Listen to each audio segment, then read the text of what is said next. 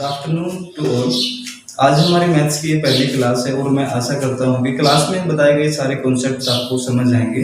आप कॉन्सेप्ट समझिए और प्रैक्टिस करते रहिए और मैं उम्मीद करता हूँ कि जो इंग्लिश मीडियम के स्टूडेंट्स हैं वो भी इसी वीडियो से समझ पाएंगे। मैथ्स में जो पहला टॉपिक है हमारा वो है नंबर सिस्टम और उसमें भी कुछ सब टॉपिक्स हैं जिनको हम एक एक करके पढ़ेंगे। आइए शुरुआत करते हैं। तो पहला जो टॉपिक है हमारा वो है ओड नंबर्स। ओड नंबर में जो सबसे पहला है वो है हमारा नेचुरल नंबर। इसे हम हिंदी में प्राकृतिक संख्या कहते हैं। प्राकृतिक संख्याएं हमारी स्टार्ट होती हैं 1 2 3 4 5 6 7 एंड इंफिनिटी तक है। नेक्स्ट है इसके बाद जो हमारा नंबर है वो है होल नंबर। होल नंबर हमारा 0 से स्टार्ट होता है 1 2 3 4 5 6 7 एंड इंफिनिटी तक।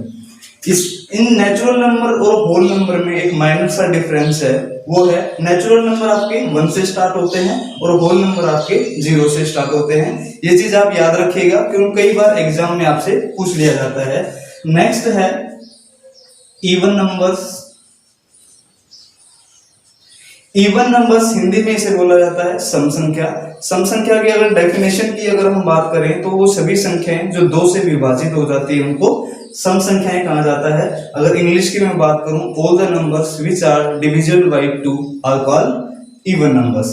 अब एग्जांपल की अगर बात करें तो एग्जांपल है 2 4 6 8 10 12 एंड सो। नेक्स्ट है ओड नंबर्स। ओड नंबर्स को हिंदी में कहा जाता है विषम संख्या। ऐसी सभी संख्याएं जो 2 से विभाजित नहीं होती हैं वो सारी ओड नंबर्स या विषम संख्याएं कहलाती हैं।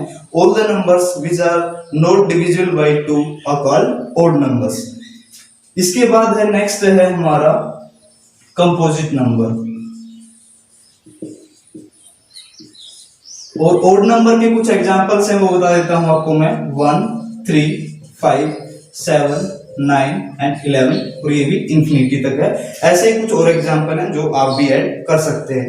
नेक्स्ट है कंपोजिट नंबर। कंपोजिट नंबर को हिंदी में हम बोलते हैं भाज्य संख्याएं। भाज्य संख्याएं वे सभी संख्याएं जिनके 2 से ज्यादा फैक्टर होते हैं भाज्य संख्याएं कहलाती हैं। अगर इंग्लिश की बात करूं तो all the numbers whose number of factors are more than 2 are called composite number। अगर हम एग्जांपल की बात करें तो सपोज मान लीजिए हमारे पास 4 है, इसके जो नंबर ऑफ फैक्टर होंगे 1 2 एंड 4। 1 भी डिवाइड कर सकता है, 2 भी डिवाइड कर सकता है एंड 4 भी डिवाइड कर सकता है। नेक्स्ट है हमारे पास 6 1 2 3 एंड 6। जो 6 के फैक्टर हैं 1 2 3 6 सारे डिवाइड कर सकते हैं इसको। नेक्स्ट है हमारे पास 8 1 2 4 एंड 8। 1 डिवाइड कर सकता है, 2 डिवाइड कर सकता है, 4 डिवाइड कर सकता है और 8 भी डिवाइड कर सकता है। अगर नेक्स्ट की बात करें तो हमारे पास नेक्स्ट नंबर है प्राइम नंबर। प्राइम नंबर को हिंदी में बोला जाता है अभाज्य संख्या। क्या बोलते हैं? अभाज्य संख्या। वे सभी संख्याएं जिनके केवल 2 फैक्टर होते हैं अभाज्य संख्याएं कहलाती हैं। All the numbers whose have only 2 factors are called prime numbers। अगर इसके एग्जाम्पल की बात करें तो इनके एग्जाम्पल होंगे 2 3 5 और इनके अगर फैक्टर्स की बात करूं तो इसका 1 और 2, इसका 1 और 3, इसका 1 और 5। जैसे 7 होगा तो 1 और 7, अगर 11 होगा तो 1 एंड 11। अगर हम बात करें 13 की तो इसका कितना होगा 1 और 13। तो जो कंपोजिट नंबर होते हैं उनके 2 से ज्यादा फैक्टर होते हैं और जो प्राइम नंबर होते हैं उनके सिर्फ 2 ही फैक्टर होते हैं। आपको कंपोजिट नंबर और प्राइम नंबर को फैक्टर बेस पे डिसाइड करना है कि कौन सा कंपोजिट नंबर और कौन सा प्राइम नंबर है। इसके बाद हमारे पास आता है को प्राइम नंबर। को प्राइम नंबर को हिंदी में कहा जाता है सह अभाज्य संख्या। सह अभाज्य संख्या अगर इसकी डेफिनेशन की बात करें तो ऐसी 2 संख्याओं का पेयर जिनका HCF 1 होता है, the pair of 2 numbers whose HCF is 1 is called को प्राइम नंबर। इसको हम एग्जांपल से समझते हैं। जैसे मान लीजिए A है हमारे पास 10 एंड 20, B है हमारे पास 35 एंड 14 और C है हमारे पास 35 एंड 25, और डी है हमारे पास मान लीजिए 18 एंड 37। जब डेफिनेशन की बात की थी तो हमने ऐसे कोई भी दो नंबर्स का पेयर जिनका HCF 1 होता है, अगर हम फर्स्ट की बात करें तो इनका HCF कितना होगा 10, सेकंड की बात करें तो HCF कितना होगा 7, और थर्ड की बात करें तो HCF कितना होगा 5। लेकिन जो 18 और 37 है उनका HCF कितना है 1। 1 ही ऐसी नंबर है जो 18 को तो 37 को डिवाइड कर सकता है, इसके अलावा कोई और नंबर नहीं है जो डिवाइड कर पाए।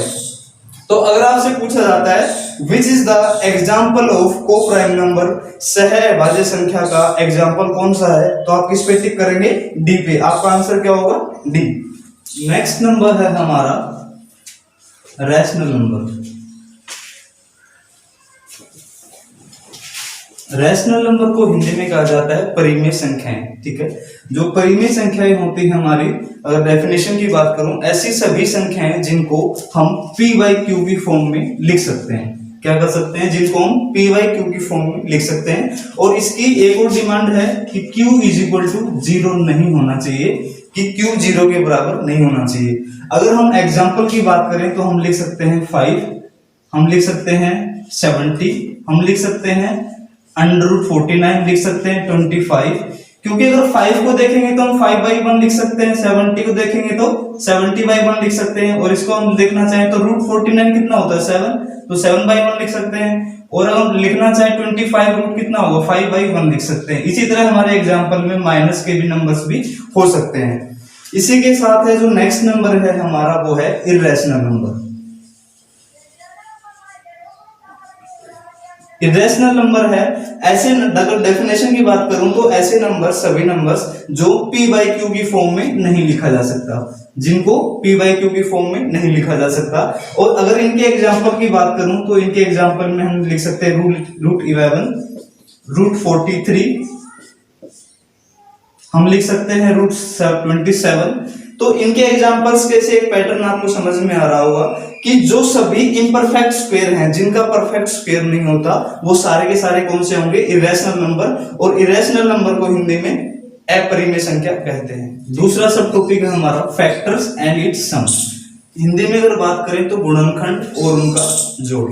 अगर आपसे सिंपली पूछा जाता है एग्जाम में कि आपके पास एक नंबर है 12, इसके नंबर ऑफ फैक्टर बताने हैं आपको, ठीक है, और उन फैक्टर्स का जोड़ कितना होगा ये बताना आपको। तो ये आपके लिए बहुत ही इजी है, कि आपको इजीली आपको निकाल सकते हैं। कैसे, फैक्टर्स कौन कौन से होंगे इसके, 1 डिवाइड कर सकता है 2, 3, 4, 6 और 12। ये सारे के सारे नंबर हैं जो कि 12 को क्या कर सकते हैं, डिवाइड कर सकते हैं। तो अगर नंबर ऑफ फैक्टर की बात करें, नंबर ऑफ फैक्टर्स होंगे 1, 2, 3, 4, 5, 6। तो नंबर ऑफ फैक्टर्स कितने हो जाएंगे, 6 हो जाएंगे। अगर आपसे पूछा जाए सम ऑफ फैक्टर्स, तो वो भी आप बड़ी इजीली से बता सकते हैं। 1, 2, 3, 3, 6, 6 and 4, 10, 10, 16, 16 और 12, 28। तो इनका जो सम होगा वो कितना होगा, 28। अगर आपसे क्वेश्चन पूछा गया एग्जाम में कि find the sum, find the number of factors and its sum of 12, अगर आपसे पूछा गया 12 के फैक्टर बताइए कितने होंगे और उनका जोड़ कितना होगा, तो बहुत इजीली आप बता सकते हैं कि नंबर ऑफ फैक्टर होंगे सर 6 और उनका सम कितना होगा सर 28। लेकिन अगर आपसे एग्जाम में पूछ लिया जाता है कि आपको बताना है 100 के फैक्टर, 100 के फैक्टर कितने होंगे और उनका सम कितना होगा, तो ये आपके लिए इतना आसान नहीं होगा कि आप इजीली बता पाए, और आपके पास एग्जाम में इतना टाइम भी नहीं होता कि आप सारी चीजों को कैलकुलेट करने के लिए बैठ जाएंगे। अगर आप इसको कैलकुलेट कर भी लेंगे, फैक्टर्स निकाल लेंगे और उनको जोड़ भी देंगे, इसके बाद आप क्या होगा कि ये एक क्वेश्चन आपके बाकी के 4-5 क्वेश्चंस का टाइम ले जाएगा। तो इसलिए हम इसको एक दूसरे तरीके से सोल्व करते हैं, जिससे कि क्या होगा, आप बड़ी इजीली और कम टाइम में कर पाएंगे।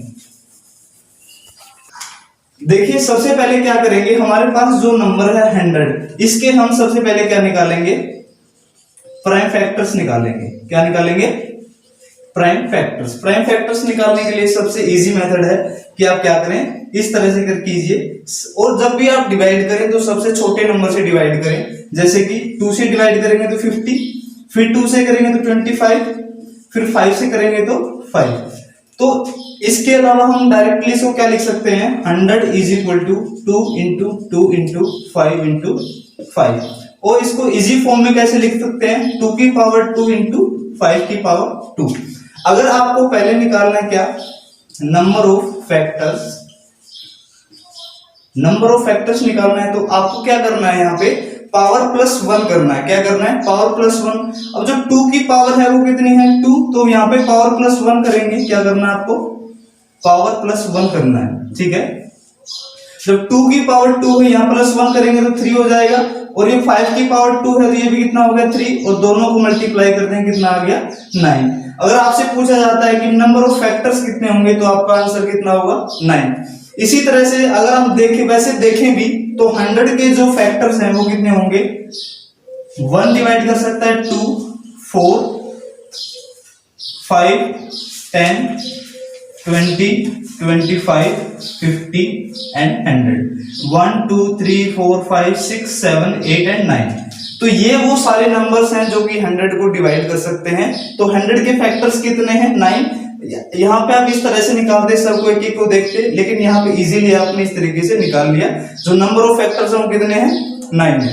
और आपको अगर निकालना है सम ऑफ फैक्टर्स, तो सम ऑफ फैक्टर्स निकालने के लिए आपने देखा कि 100 को हम कैसे लिख सकते हैं, 2 की पावर 2 इंटू 5 की पावर 2। तो आपके पास जितने भी नंबर हैं, 2 है और 5 है, सबको इस फॉर्म में लिख लीजिएगा, 2 माइनस 1, 2 माइनस 1, 5 माइनस 1 और 5 माइनस 1। और यहाँ पे भी क्या करना है आपको, पावर प्लस 1 करना है। क्या करना है, पावर प्लस 1 करना है। अब 2 की पावर कितनी है, 2, तो यहाँ पे कितनी हो जाएगी, 3। 5 की पावर कितनी है, 2, यहाँ पे भी कितना हो जाएगा, 3। अब इसको सोल्व करेंगे आप, तो कितना हो जाएगा, यहाँ पे 2 की पावर 3 कितना हुआ, 8, 8 में से 1 गया 7, 7 बाई 1। और यहाँ से 5 की पावर 3 कितना होगा, 125, और 125 में से 1 जाएगा तो 124 डिवाइड बाई कितना हो जाएगा, 4। ये हो गया 3, 1, और हम इन दोनों को मल्टीप्लाई करेंगे तो 7 और 7 21। तो आपका जो सम ऑफ फैक्टर्स होगा वो कितना आएगा, 27। तो आपसे जो सिंपली क्वेश्चन पूछा गया था, find out the number of factors and sum of factors of 100, वो कितना है। अगर नंबर ऑफ फैक्टर्स की बात करें तो कितना होगा, 9। सम ऑफ फैक्टर्स की बात करें तो कितना होगा, 217। इसको हम एक और समझते हैं। सपोज मान लीजिए हमारे पास नंबर है 420। आपसे एग्जाम में पूछा गया है कि 420 के नंबर ऑफ फैक्टर्स और सम ऑफ फैक्टर्स बताइए, ठीक है। तो सबसे पहले जैसा कि मैंने बताया था आपको, क्या करेंगे आप, इनके प्राइम फैक्टर निकाल लीजिए। प्राइम फैक्टर, और जब भी आप प्राइम फैक्टर निकालें तो जैसा मैं पहले बता चुका हूं, आपको सबसे छोटे नंबर से डिवाइड करना है। 2 से डिवाइड कीजिए, 2 1 0 210। 2 से फिर डिवाइड करेंगे तो 105। 3 से करेंगे तो 35, और अगर 5 से करेंगे तो 7। इन शॉर्ट हम लिख सकते हैं 420 को 2 की पावर 2, 3 की पावर 1, 5 की पावर 1 एंड 7 की पावर 1। तो आपको अगर पहले निकालना है क्या, नंबर ऑफ फैक्टर्स, तो आप क्या करेंगे, पावर प्लस 1 करेंगे। पावर प्लस 1 करेंगे तो हमारे पास होगा 2 की पावर 2 है 3 हो गया, 3 की पावर 1 है 2 हो गया, 5 की पावर 1 है 2 हो गया, और 7 की पावर 1 है तो 2 हो गया। तो यहां से आपका आएगा 3 2 6, 6 2 12, 12 2 24। तो आपके जो नंबर ऑफ फैक्टर्स होंगे वो कितने हो जाएंगे, 24। अगर आपसे पूछा जाए सम ऑफ फैक्टर्स करेंगे, तो जैसे मान लीजिए 420 को आपने कैसे लिखा, 2 की पावर 2, 3 की पावर 1, 5 की पावर 1 एंड 7 की पावर 1। उन सभी को इस फॉर्म में लिख लीजिए। आपके पास 2 है, 3 है, 5 और 7, 4 नंबर्स आपके पास, सबको इस फॉर्म में लिख लीजिए आप। 2 minus 1, 2 minus 1, 3 minus 1, 3 minus 1, 5 minus 1, 5 minus 1, 7 minus 1 और 7 माइनस 1। और उसके बाद नेक्स्ट क्या करना है आपको, याद होगा शायद जब मैंने बताया था आपको, पावर प्लस 1 करना है। क्या करना है, पावर प्लस 1। अब पावर प्लस 1 करेंगे तो 2 की पावर 2 है, यहाँ कितनी हो जाएगी 3, 3 की पावर 1 है, यहाँ कितना हो जाएगा 2, 5 की पावर 1 है यहाँ पे 2, 7 की पावर कितनी हो जाएगी 2। और सोल्व करेंगे तो इसको 8 माइनस 1 कितना हो गया 7 बाई 1, यहाँ से 9 माइनस 1 कितना हो जाएगा 8/2, और यहाँ से कितना हो जाएगा 25 माइनस 1 24 डिवाइड बाई 4, और यहाँ कितना हो जाएगा 49 माइनस 1 48 डिवाइड बाई कितना हो गया 6। तो यहाँ से 8 आ गया, यहाँ से 6 आ गया, यहाँ से 4 आ गया। तो हमारे पास नंबर है 28 इंटू यहाँ से कितना आ जाएगा 48, दैट इज इक्वल टू 1344। तो आपसे पूछा जाता है सम ऑफ फैक्टर्स कितना होगा, सम ऑफ फैक्टर्स होगा 1344। इस तरह से जैसे कि मैंने आपको 3 एग्जांपल देके इन चीजों को समझाया, आप भी एक बार अगर आपको कोई भी चीज समझ नहीं आ रही, कॉन्सेप्ट समझ नहीं आ रहा, तो आप दोबारा से वीडियो को पॉज करके सारी चीजों को देखिए, कॉन्सेप्ट समझिए, और उसके बाद फिर भी नहीं आता है तो आप कमेंट सेक्शन में करके पूछ सकते हैं, कमेंट करके, ठीक है। अगर आपको ये वीडियो पसंद आया तो लाइक कीजिए, कमेंट कीजिए, शेयर कीजिए, और हमारा चैनल है ऑनलाइन एजुकेशन पाठशाला, उसको सब्सक्राइब कीजिए, और अपने घर पे रहिए, सेफ रहिए। Thank you so much.